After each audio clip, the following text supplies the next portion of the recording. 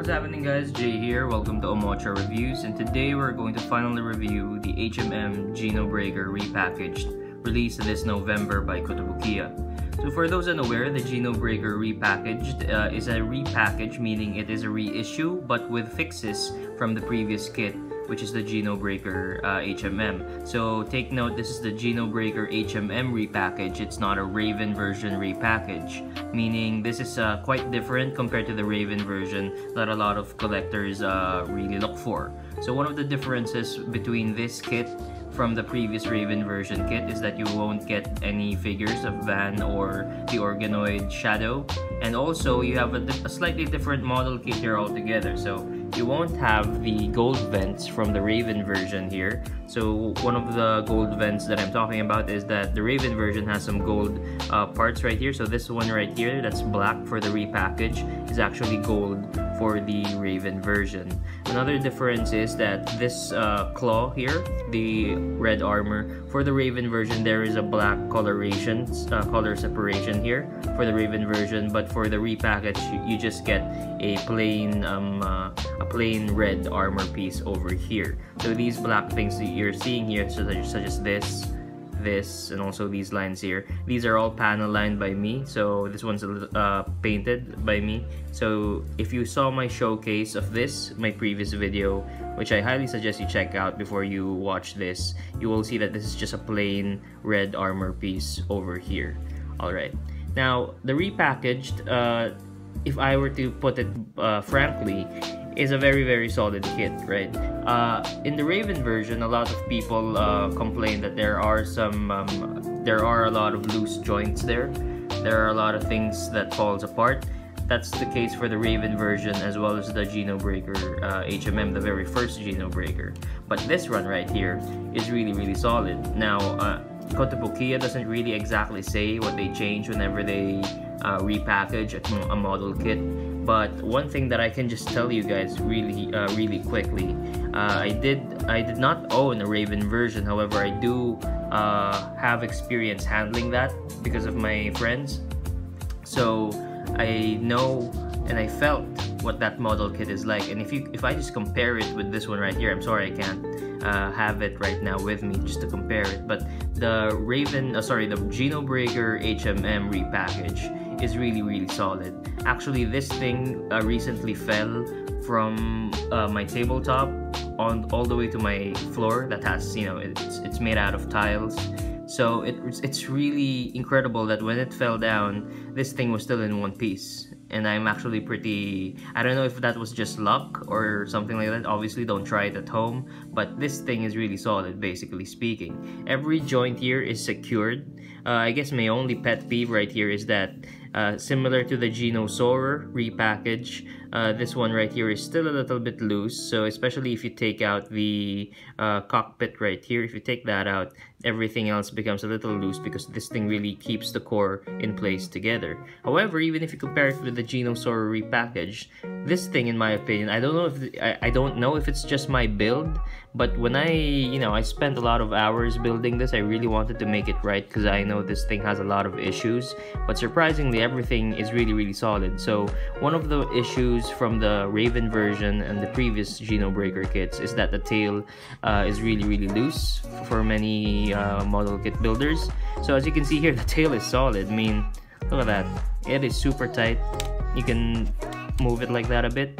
You can move every joint here, similar to the Genobreaker. But for this one, compared to the Genobreaker, let me just get my Genobreaker real quick. Now again, I don't know if this is because of my build, because I built the Genobreaker a lot more securely compared to the Genobreaker, but just check this out. I mean, this is really loose, as you can see. I don't know again if this is something that is unique to the Genobreaker. Like, of course the Genobreaker came in first and maybe they've corrected a bit of the Genobreaker, but this one's a little loose, and that's always been the case. This wasn't because it's been there over time. But for the Genobreaker, the tail is really solid. It's really tight, and for something so massive such as this is one of the more massive kits out there, especially with the weapon system fully extended out. It's really tight. Another issue many people have noticed from the previous kit is that this backpack right here tends to be very loose. So as you can see, I'm trying to take it out. there's a little bit of resistance there. And yeah, if I were to comment on it, I think what Kotobukiya did for repackaging this is that they just basically made the pegs more secured by making it more accurate measurement wise. That's why everything's so solid right now. I mean, I'm showing you guys here the booster, so as you can see, it extends like that. I'm also going to show the articulation in one go so we save time. So there you go. This thing is attached through that peg right there, and then everything just folds in similar to the Berserk Furies. Actually, I would say that this one is a lot better constructed compared to the Berserk Fury repackage, the repackage's weapon system, the Buster Claws basically.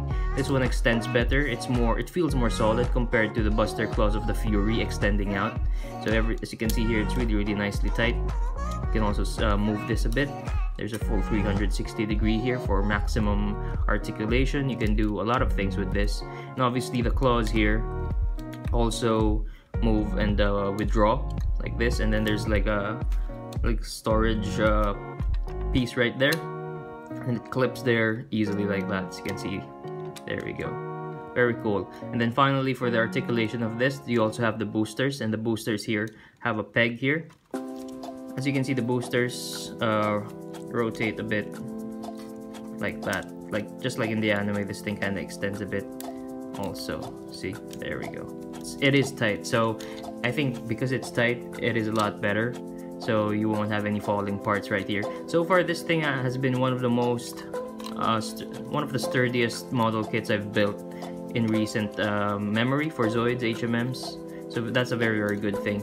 And now this one right here, I still have a pet peeve that you see these geometrical shapes, they still plug onto the back like that. I do not like that, but you know, I noticed they are quite secure actually. The secret here, my advice to you guys, is that when you build the Genobreaker, you absolutely take your time, right? So as you can see, this thing plugs right there. I don't know if you can see that, there you go. And there, it's quite secure there like that. And you can actually, unlike the Genosaur repackage, you can actually articulate this with that on. But anyway, let me take this out again because I want to point out something. Alright, so when you build the body of the Genobreaker, everything has to absolutely fit in the body, especially these parts right here. Why? Because if this thing is not completely shut, these lines right here, as you can see, this will directly affect the boosters, or sorry, the boosters in the weapon system, this one right here, from attaching onto the back, because everything relies on this being ultra precise.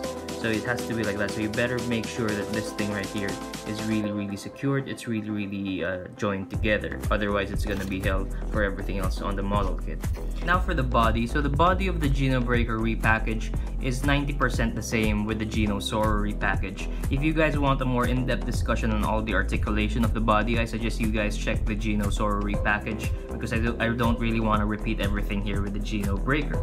But anyways, I will discuss everything briefly, and also the differences. There are really only two differences here with the Genobreaker repackage, and the first one is in the head.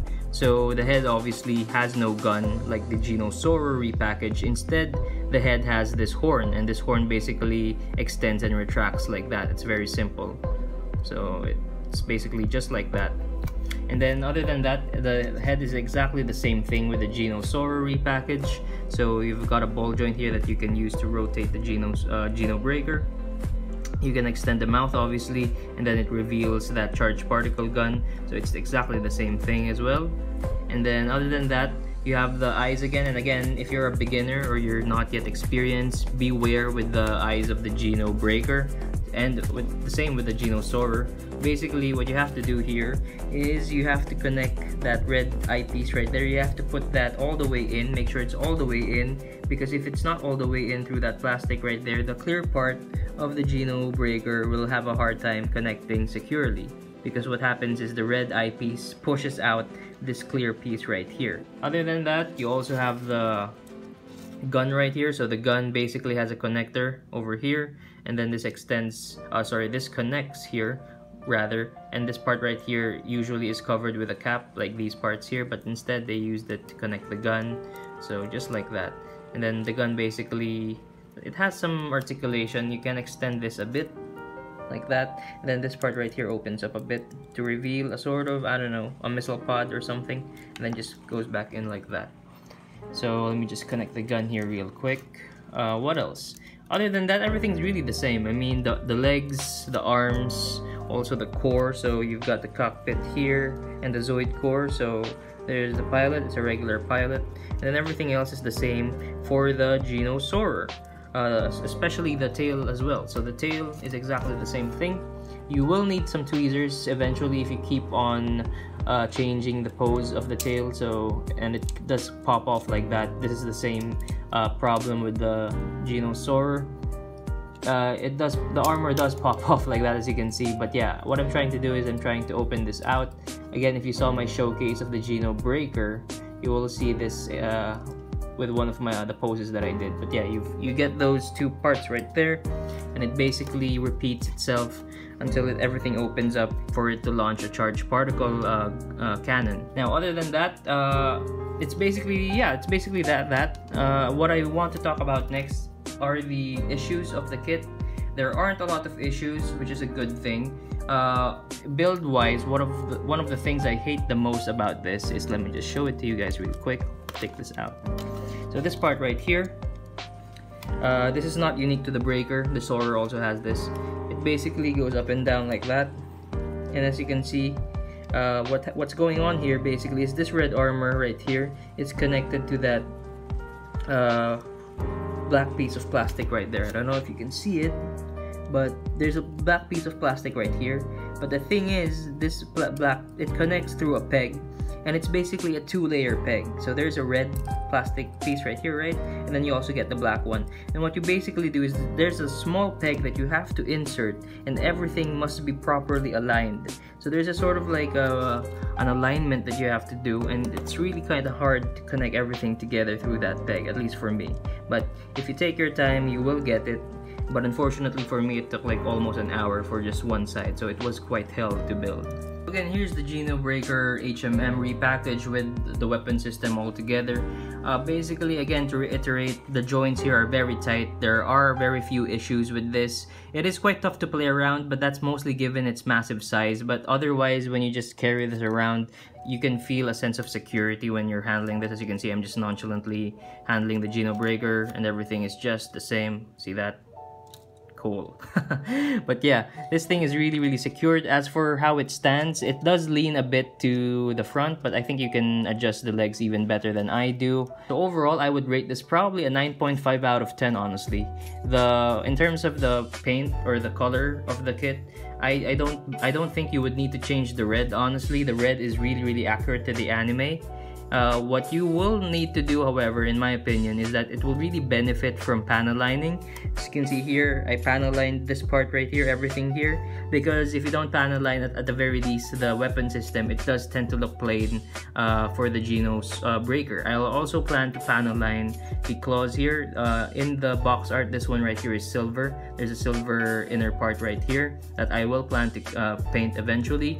And then also, yeah, you can see the boosters here. I also panel lined them. It really does benefit from these black panel lines. It really pops out the Genobreaker more. And I panel lined this compared to my other kits because unlike my other kits, I don't plan to paint the red part of the Genobreaker. I'm really satisfied as it is. So yeah, this is unfinished yet. I will panel line this even more. Now for the last part of the video, let's do some size comparison real quick. I'll just do two size comparisons here. So the very first one, obviously, you'd want to see it against its arch enemy, Van Flyheit, and the Blade Liger. So there's the Blade Liger AB. As you can see right there, the size is just perfect. The two enemies, two rivals. It'll be really fun to pose this maybe on a diorama or something like that and have them fight to the end. I mean, the Genobreaker's box art is basically it destroying the blade of the Blade Liger, so that's really cool. So there are the two HMMs. And finally, I want to make a size comparison for its little brother, just to show you guys how identical this thing is. So the Genobreaker, again, is basically like the little brother of the Genobreaker. It's like the Shield Liger to the Blade Liger. There we go. So yeah, instead of the gun, you get the claws for the Genobreaker. But other than that, everything's the same. So very cool, as you can see right here. That's it for today, guys. I hope you enjoyed this review. If you like this video, please hit like and subscribe to Omocha Reviews. I'll be seeing you guys next time. This is Jay, and goodbye.